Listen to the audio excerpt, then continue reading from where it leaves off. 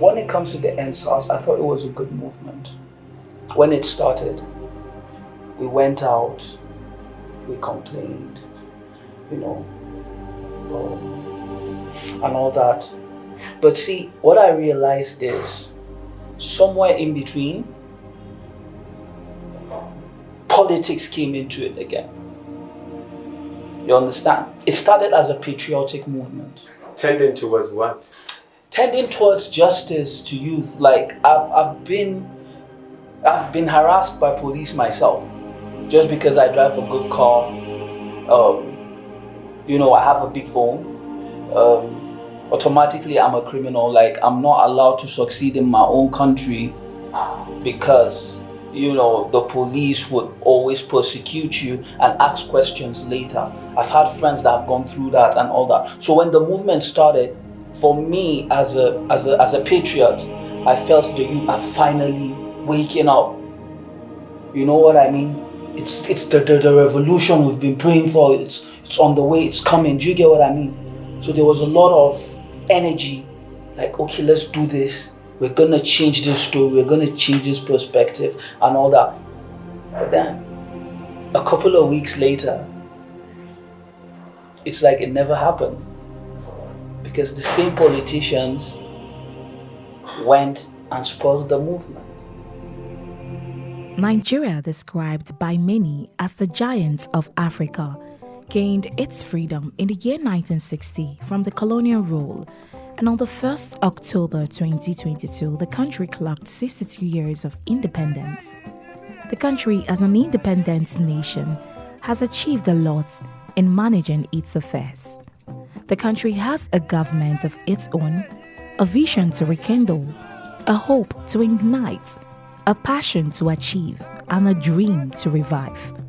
In this special report, 7 Television takes a look at the journey so far of a nation so blessed with both natural and human resources as Nigeria marks 62 years of independence.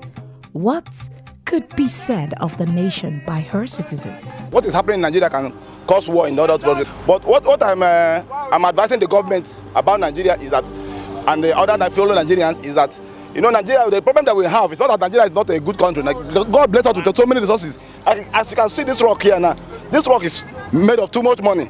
It's billions of naira and billions of dollars.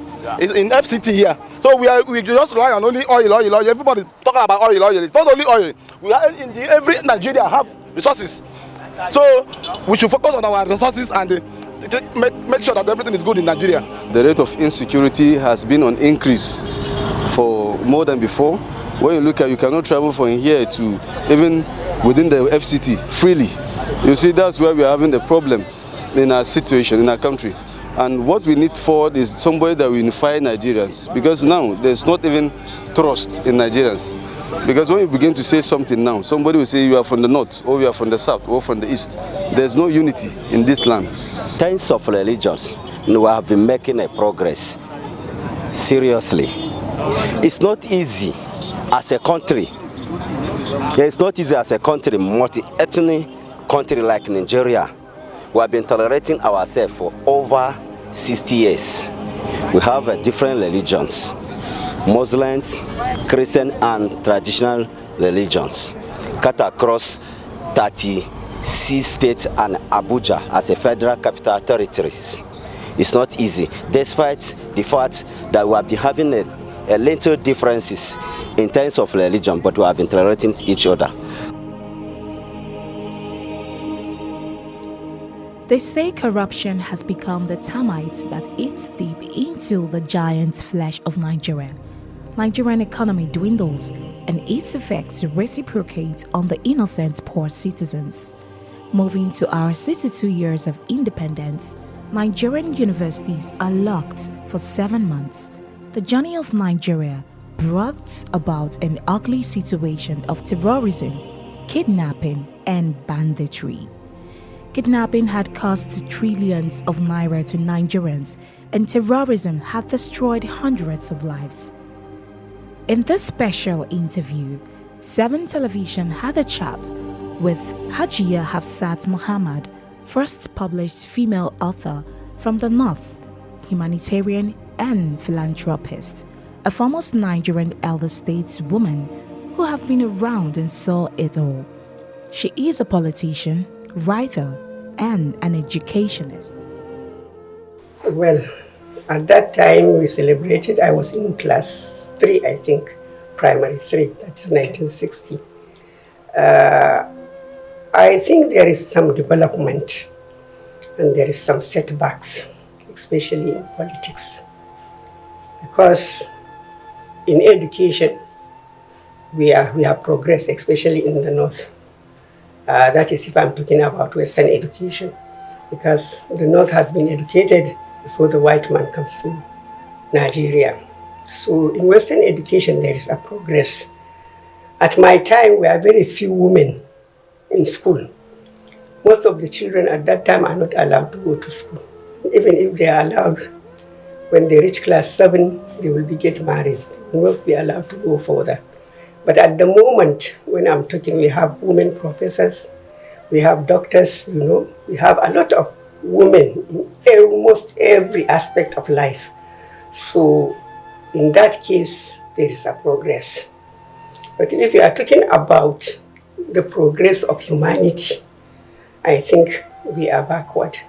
Why did you say that? Well, life has become so useless that you can kill a person without feeling any remorse. You can rape a small girl, old enough to be your great-grandchild, and then nothing will be done. So in that case, to me personally, I think we have been backward. And in society sometimes, during our time, if a child makes mistake in a society, everybody is about can correct that child. I remember once I fought with a girl in my class, and my neighbor beat us, both of us. I went and reported to my father. He said, very well, let me go and see that person. He got my hand and we went there. He thanked that person and then started beating me, So from that time, if we fight outside, I never reported the fight because I know I will get double punishment. Yes. But nowadays, if you talk to a child, maybe they may even report you to a police station because you have taken their child. So in that case, I think that is what is one of the things that spoil our society, that make our children go berserk and become too independent and do whatever they want to do without anybody saying anything. This is my view. Okay, but why did you think that we got to this point? Was it failure of government, failure of culture, failure of society? But in this issue of culture, we have forgotten our culture. We have borrowed the white man mantle,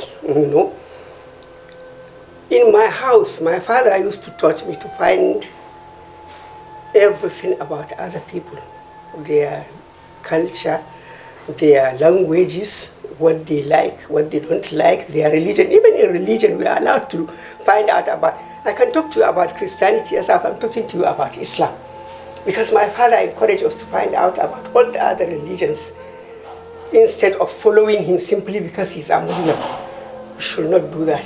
So this too is among the reasons, because now politics has brought hatred among our people. Yes, I wanted to go into political journey. Exactly. You see, before I used to bring friends home. They used to stay in my house for holidays, especially children from Sokoto, Birnin Kebbi, even from Ilorin. We used to bring them, they used to stay and spend holidays in our house. And some of them are Christians.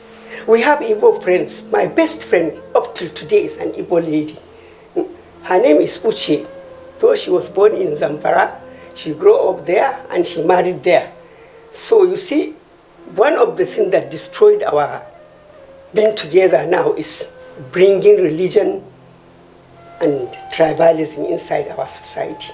Yes. And so we see lots of killings and all kinds of things being done in the name of religion. Exactly. That means it's highly condemnable. Yes. Okay. So let's look at some aspects, probably like women in politics, what would you say, looking back and now? Can we say that we have achieved a lot in terms of women participation in politics since we gained independence? Personally, to me, we still have a long way to go, because up till today, we didn't have a governor, a woman. We didn't have a president, a woman, you see? And in most of our working places, most of the leaders are men. But I think we are going there.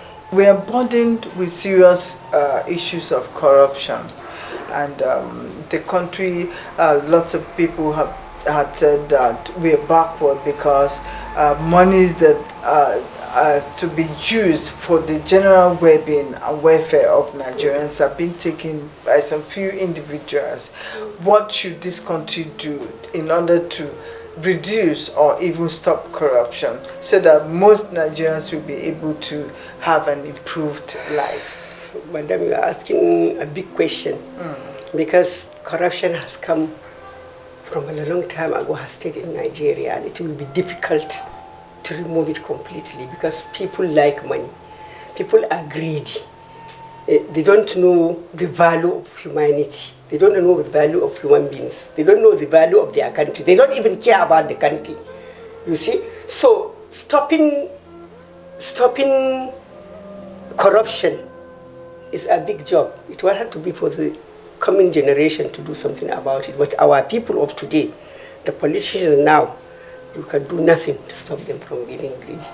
And another thing is lack of justice. A person have committed a crime. He has stolen money from the government, and he is moving freely. Nothing is done to challenge him. Like in China now, they kill the people who are corrupt. Yes. So why don't Nigeria bring that law? Anybody found to take money from the government should be dealt with. He should be punished. If he is not to be killed, let him stay in prison for as long as his life lasts. That way, it will maybe minimize the corruption. But removing corruption completely from Nigeria is not in our, maybe even is not in your generation. It is something very abundant. Okay. Besides, lack of justice. One of the things that is killing Nigeria is lack of justice. You commit a crime and you move freely. Like what happened in Mambila. A lot of people are killed there, and the people are moving around. Those who did the killing, they are doing nothing, you see? And now they have been cutting bandits. Are they punished?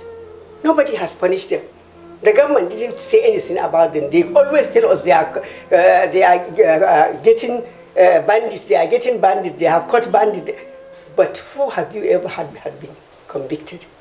No. 7 Television also had a chat with a young Nigerian, an artist, Mo Sane, who spoke to us on what can be described as the mind of most young people in Nigeria as the nation marks yet another independence. That's how I see Nigerian politics. It's fickle. It attends to the few. It cares about the few. And at the end of the day, we all thought Buhari was going to be our messiah. If Nigeria has taught me anything, is do not have heroes.